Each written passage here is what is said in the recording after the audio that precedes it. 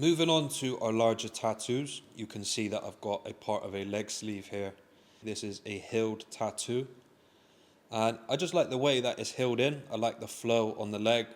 I've used different shapes to try and flow and complement the canvas, the area of the leg that I've worked on. What I like about this design is I've got my straight line which runs parallel with the shin. I've got straight lines and a bunch of curvy lines in this, which is the contrast in this point was straight lines and curvy lines. So I've used the straight line of the shin, and then I've used my curvy lines and this nice flow with the lightning that comes up the leg. And also the roundness of the face, which comes down with the leg, and the neck all follow this shape of the leg. So every element that I've used, you can see how I've tried to follow the shape of the leg and try to accentuate it. There's no point in fighting your canvas and trying to work against it. I think a really nice tattoo is designed well when we're understanding the flow of the body and we're working with it instead of against it. So as well as my flow, you can see the contrast that I have as well. In certain areas here, I've got skin tone next to black, skin tone next to black, skin tone next to black. Wherever I've used skin tone, I've really tried to let that skin breathe as much as possible. And you can see how I've compensated it by putting that light area right next to a shadow. I haven't completely done this on my own. This is something that you're going to naturally see in your reference pictures. If my light source is coming from here, I can tell by where my shadow is falling. Because there's something in the way obstructing the light and creating a shadow, naturally you're going to find these shadows and these dark spots next to our highlights. So a part of that contrast comes into preparing our images for the tattoo. A big part of our designing process is picking a good reference picture for the design and then also editing it so that we can get the right contrast in it. We want a good amount of black, a good enough of dark, medium tones. We want enough white in it so that we can leave that as skin tone, and then our light tones fall effortlessly into place afterwards, after we've done all of that work. As well as the contrast, the light and dark, I've also got my simplicity next to my areas of complexity. So the different areas of the hair, the different areas of the face are obviously very detailed, and they're next to parts of the tattoo which I've tried to keep really simple and broken down. Because the tattoo is big, I don't have to worry about being too precise and making sure that the tattoo is going to age well. I know that the tattoo is going to age well purely because of the size and the needle selection that I've used. And so because I found a good reference picture, I know that it's going to flow well with the leg. I've added my lightning and that straight line. I know that the flow is going to be good. I've edited the contrast so that the contrast is nice.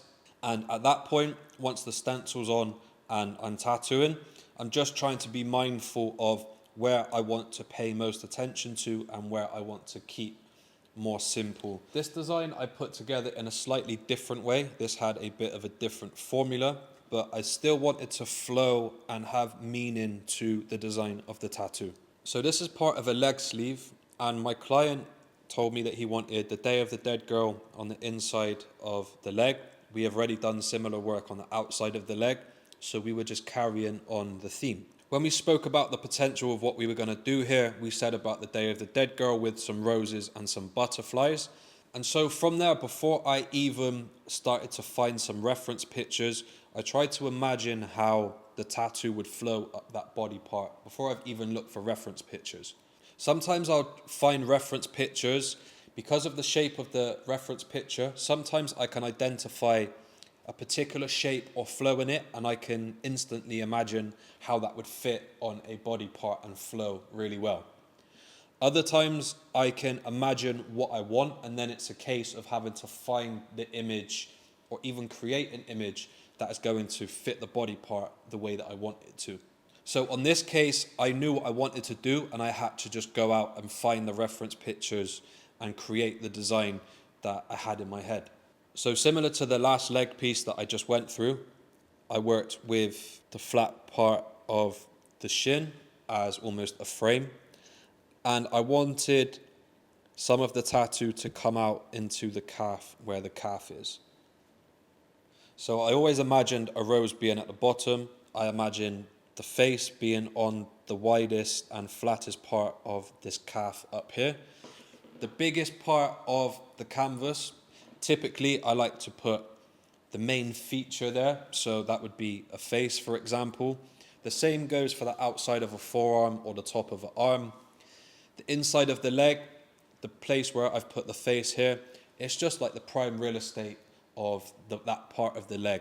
So that's where the most contrast is going to be. That is where the most detail is going to be.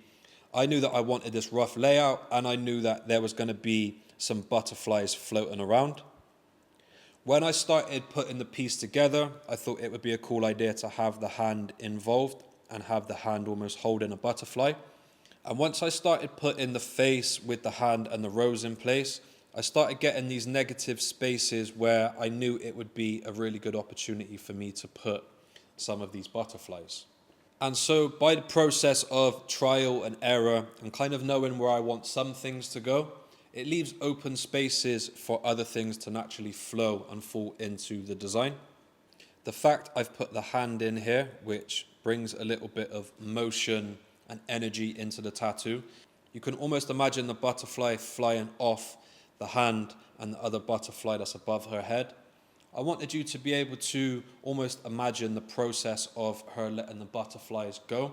So the fact that I had it designed this way, I just thought it doesn't really tell much of a story, but it gives a little bit of imagination to the viewer.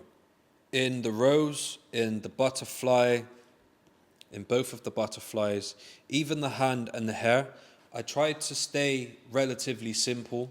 Especially the butterfly and the rose are broken down to just the most basic shapes and basic shadows, purely because I wanted the face to be the focal point. You need that detail to stand out. If I put loads of detail in the face and then loads of detail in every other part of the tattoo, the face isn't ever going to stand out, and it's not going to become the focal point for the tattoo.